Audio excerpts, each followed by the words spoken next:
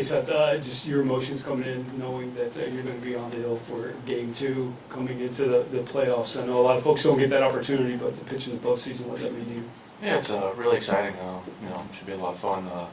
Something to look forward to for a long time. So happy to be here. Other questions? Seth, when you signed here, you talked about playing with Bobby. I wonder, now that you have a full season with him, just your impressions of what he's been able to do on the field, off the field, all that, now that you've got to know him. I mean, he's an incredible athlete. Really, really good person. What he's done on the field is, it's pretty amazing to see him do that all season long. It's been special to watch. Seth, what has been the biggest growth for you as you've come to the Royals and made this jump as a starter?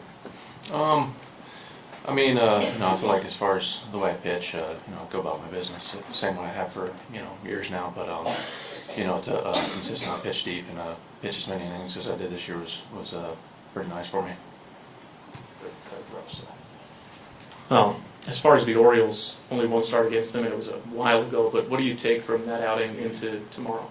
Well, I try to remember, some of the scouting report stuff that I had. I remember a couple mistakes I made that game, but, it's one of those things where, you remember that stuff, but you're not going to make an adjustment off it. You're going to, try to execute your pitches, try to keep your game plan intact, and, just do the best you can do.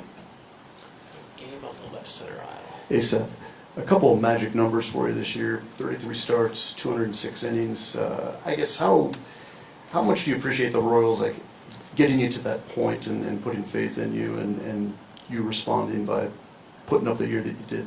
I mean, all the gratitude from the organization. I know that to throw as many innings as I did, you have to execute, but you also have to have you have to get given the opportunity, and that's what they did for me. So, extremely grateful. Third row on the left side. Hey Seth, with the news coming out that Vinnie's added to the roster, just what does he bring to the clubhouse that's been missing since his injury? Well, his approach in the box it's incredible. It's I faced him last year. It's not a guy I like to face, but with his the way his mind works and the way he communicates to the rest of the team, I think everyone else around him benefits from as far as hitters go, and it's pretty incredible that he's back, but I'm really happy for it. Stay in that process. I said, talking about, looking at the performance back in April and some of your notes from then, but how much of your approach to tomorrow will be dictated by what you see from the Orioles lineup or the Orioles hitters today? Are you kind of watching this game with sort of a scouting eye?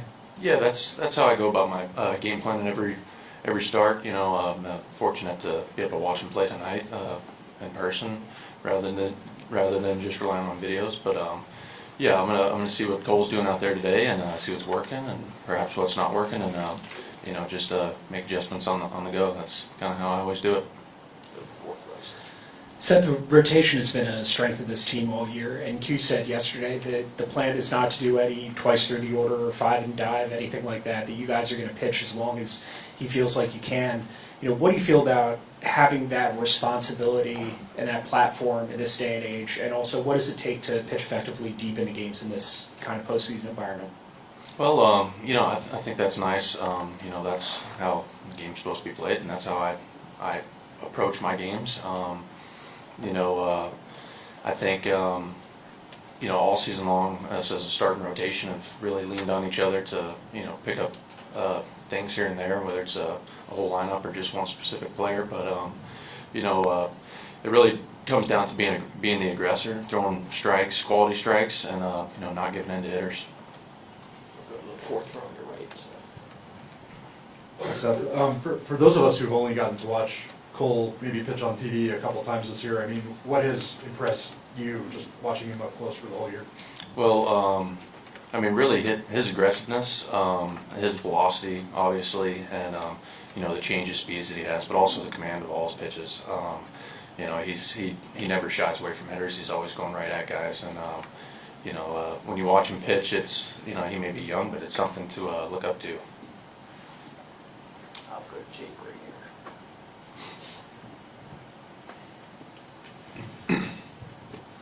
having a veteran catcher like Salvador Perez, someone who's been here and done that and has seen quite a bit, how much have you leaned on someone, with that level of experience? I know you've been around the big leagues for a while now, but to have a catcher with that level of experience.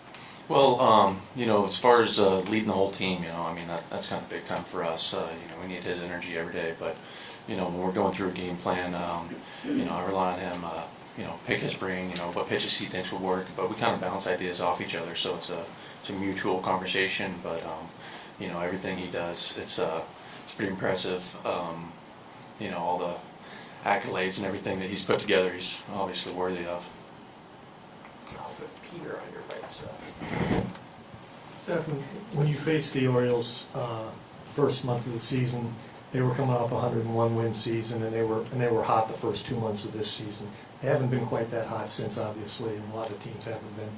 What is your perception right now from watching film and stuff of their offensive line? I know they got some good hitters. I obviously faced them early in the season, but we watched their game. Was that Thursday night or Friday night? So I got to see their hitters a couple times through the lineup watching that game. But they're professional hitters with professional approaches, and it's something you got to respect and you got to adjust for. Any questions for Seth? Anything else? All right, Seth, thank you so much. Appreciate it. All right.